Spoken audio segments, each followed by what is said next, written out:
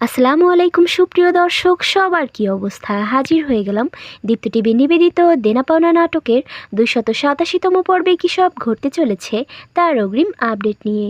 এই পর্বটিকেও মিস করবেন না, কারণ এই পর্বে আপনারা দেখতে পারবেন নাদিয়াকে দেখা যাবে সে এবার ইরফানের বাবাকে বলবে, শুনুন মিস্টার ওসমান, আপনি যদি আমার ইনস্ট্রাকশন অনুযায়ী ঠিকঠাক মতো কাজ করতে পারেন তাহলে আপনি একদিন এই রহমানকে দিয়ে আপনার মামলা থেকে বের হওয়ার সুযোগ তৈরি করে নিতে পারবেন, বুঝতে পেরেছেন? তাই বেশি কৌতূহল না দেখিয়ে যেভাবে ইনস্ট্রাকশন দিচ্ছি সেই অনুযায়ী কাজ করতে থাকেন। এই বলে নাদিয়া সেখান থেকে বের হওয়ার সাথে সাথে রিয়ার বাবাকে দেখা যাবে সে ইরফানদের বাড়িতে এসে ইরফানের বাবাকে বিভিন্নভাবে ভুল বোঝানো শুরু করবে। তখন ইরফানের বাবা রেগে গিয়ে বলবে, শোনো রহমান, তোমাকে আমি ভালো করেই চিনি, তাই আমাকে ভুলভাল বোঝানোর বৃথা চেষ্টা করো না।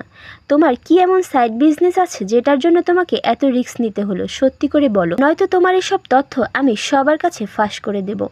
এই বলে সে রিয়ার বাবাকে ভয় দেখালে রিয়ার বাবাকে দেখা যাবে সে অনেক বেশি ভয় পেয়ে যাবে এবং সাথে সাথে ইরফানের বাবাকে টাকার অফার করবে এবং বলবে, ওসমান, এখানে 5 কোটি টাকার একটা চেক আছে, কালই তুমি ব্যাংকে গিয়ে ডিপোজিট করে তোমার মামলাটা খালাস করে নাও। একথা শুনে ইরফানের বাবাকে দেখা যাবে সে হেসে ফেলবে এবং বলবে, বিনিময় মুখ বন্ধ করতে বলছো তাই তো? ওকে, আমি ভেবে দেখছি। আর অন্যদিকে আপনারা দেখতে পারবেন পল্লবকে খুঁজে না পেয়ে নাদিয়া ও পারিকে দেখা যাবে তারা পল্লবকে খুঁজতে বেরিয়ে পড়বে এবং নাদিয়া তার সমস্ত লোকদের পল্লবকে খুঁজে বের করার অর্ডার করে দিবে। ওইদিকে মিথিলাকে দেখা যাবে সে পল্লবকে খুঁজে না পেয়ে পুরো কান্নাকাটি শুরু করে দিবে। মিথিলাকে দেখা যাবে সে ভয় পেয়ে নাদিয়ার ব্যাপারে সত্যিটা না জেনেই পারির বাবার কাছে নাদিয়ার ব্যাপারে যা দেখেছে এবং জেনেছে সেই সব কিছু বলে দিবে এবং আরও বলবে যে নাদিয়ার কাছে পিস্তল আছে, তার কাছে মানুষের লাশের ছবি আছে এবং নাদিয়া পল্লবকে এইভাবে ব্যবহার করছে। মিথিলার মুখে সব কিছু শুনে পারির বাবাকে দেখা যাবে তার মাথায় যেন আকাশ ভেঙে পড়বে। ঠিক তখনই নাদিয়া ও পারিকে দেখা যাবে তারা তাদের বাড়িতে চলে আসবে। নাদিয়াকে দেখে পারির বাবা পুরো রেগে আগুন হয়ে যাবে এবং বলবে, নাদিয়া, আমি কোনোদিন ভাবতেও পারিনি যে তুমি এমন একটা মানুষ।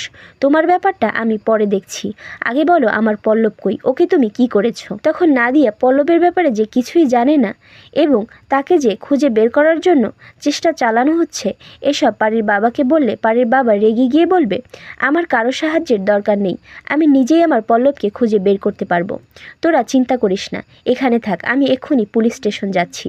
এই বলে সে রেগে গিয়ে বাড়ি থেকে বের হতে শুরু করলে নাদিয়াকে দেখা যাবে পারির বাবার দিকে পিস্তল তাক করে বলবে, দাঁড়াও, এক পাও নড়বে না, এই বাড়ি থেকে কোথাও বের হতে পারবে না, যা করার আমি করছি।